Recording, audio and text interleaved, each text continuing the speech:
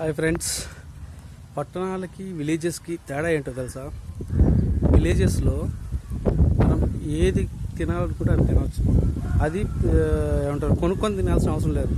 అలా అడవిలోకి వెళ్ళామనుకోండి, ఏది కావాలంటే అది దొరుకుద్ది. అదే పట్టణాల్లో అయితే కొనుక్కొని తినాలి. ప్లస్ అవి మంచివా కాదా తెలియదు, దాంట్లో కెమికల్ మిక్స్ చేస్తారు. సో ఇప్పుడు ఒక వీడియో చూపిస్తాను మీకు. ఇదేంటో తెలుసా అండి?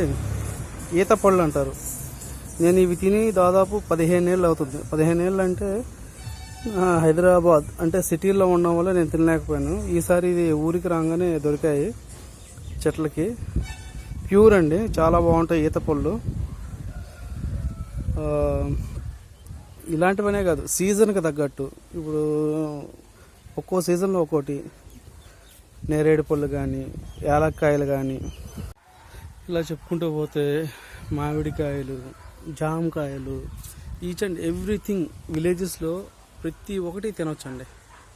సిటీలో ఉంటే కొనుక్కొని తినాలి. ప్లస్ ఏంటంటే అన్నీ కరెక్ట్గా ఉంటాయో లేదో తెలియదు.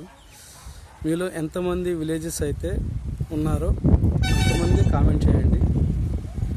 మీకు విలేజెస్లో ఉండడం ఇష్టమా లేక సిటీలో ఉండడం ఇష్టమా కూడా కామెంట్ చేయండి. నాకైతే 100% విలేజ్లో ఉండడమే ఇష్టం.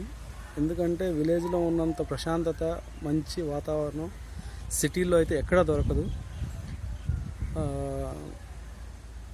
నా వీడియోస్ నచ్చినట్లయితే లైక్ చేయండి, షేర్ చేయండి, కామెంట్ చేయండి.